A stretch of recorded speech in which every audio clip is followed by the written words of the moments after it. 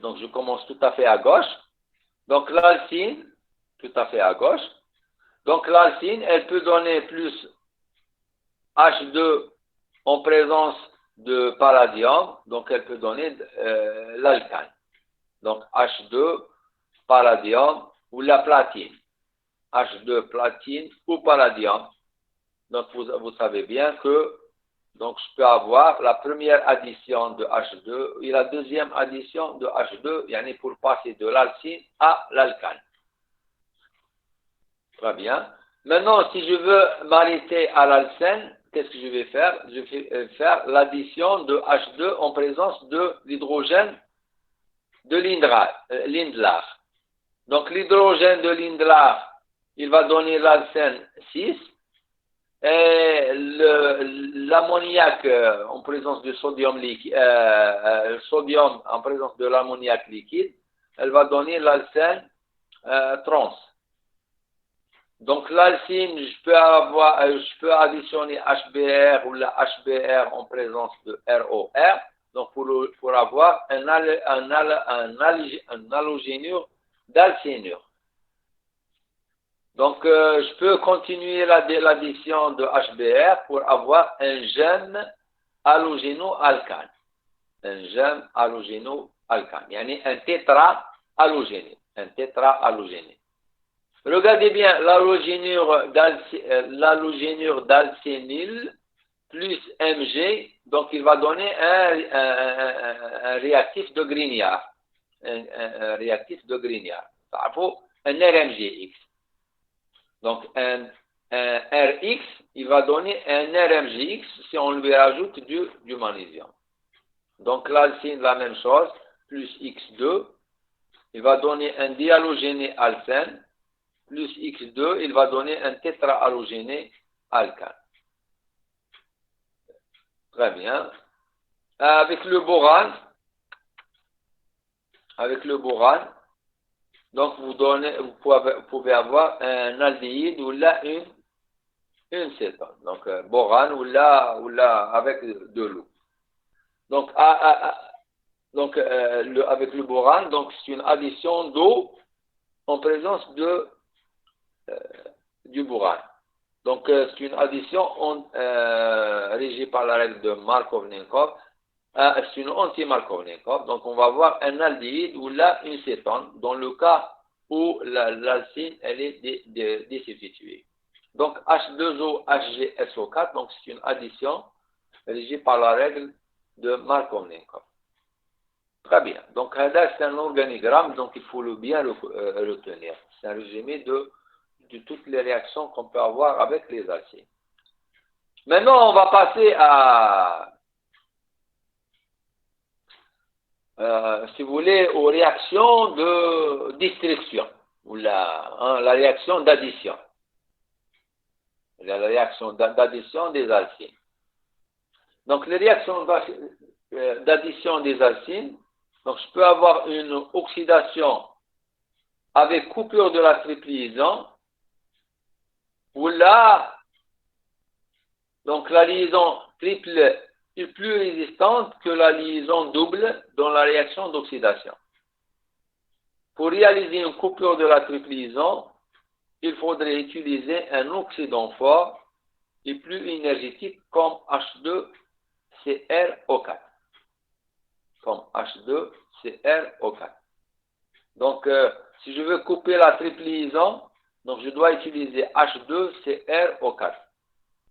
Donc, j'obtiens quoi? J'obtiens deux acides. Donc, je coupe là.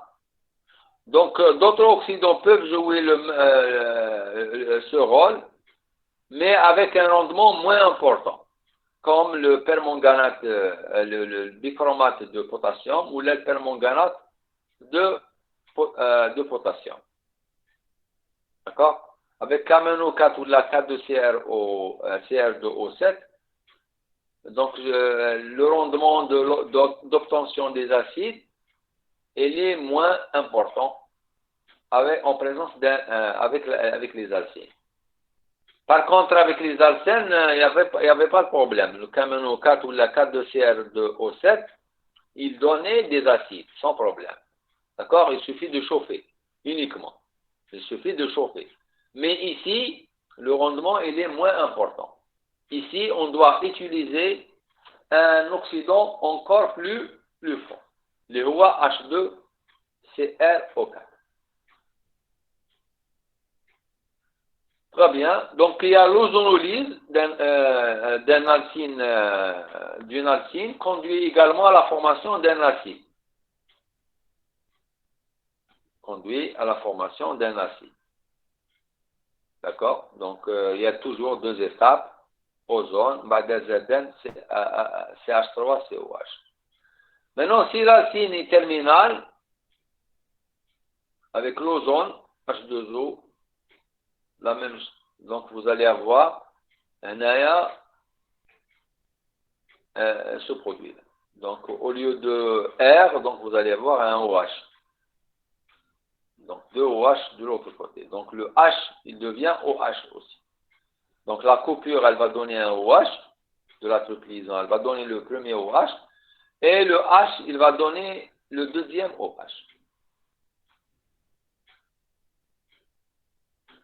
Donc, les réactions d'oxydation toujours.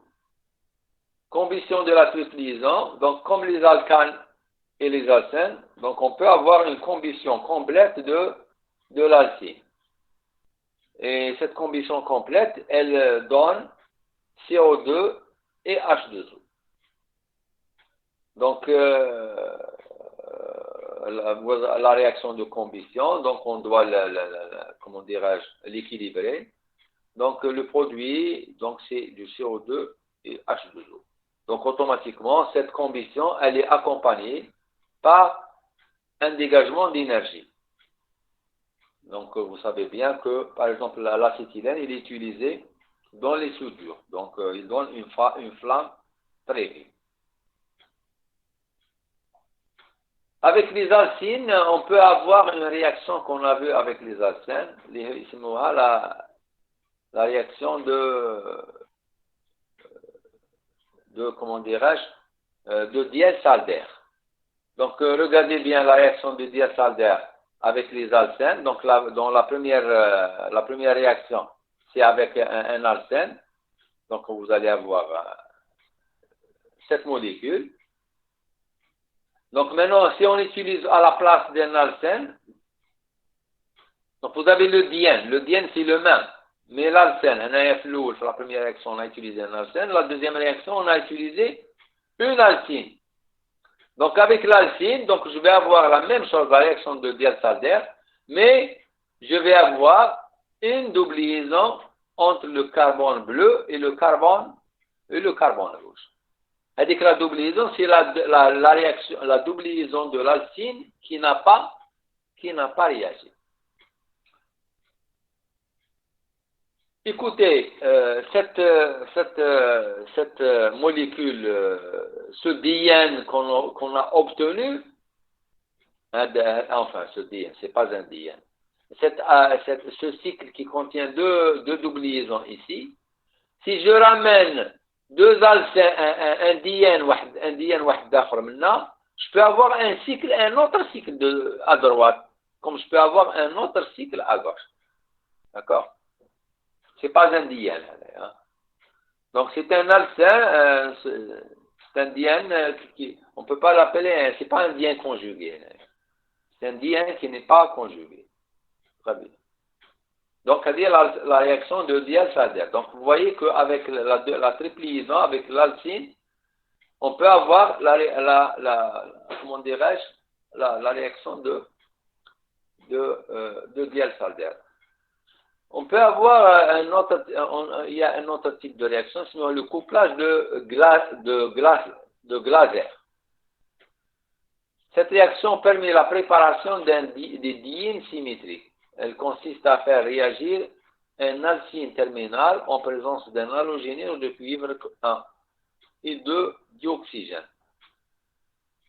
Donc, je peux, si vous voulez, de la réaction, je peux, en quelque sorte, ramasser, je peux faire réagir deux alcines vraies.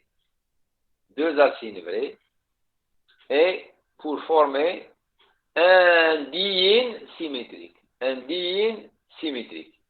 Donc, un diène, une liaison sigma entre les deux. Donc, ce que vous avez à droite, vous avez à gauche. Donc, en présence de CeCl, O2, pyridine, ou là, NH4Cl, comme vous voulez. Pyridine ou NH4Cl. Donc, la réaction, il faut la. Donc, c'est le couplage de Glaser.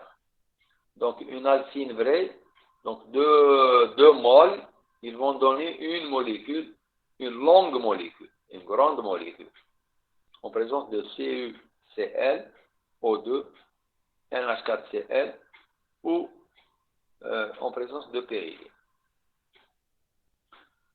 Maintenant, préparation des alcynes. Donc,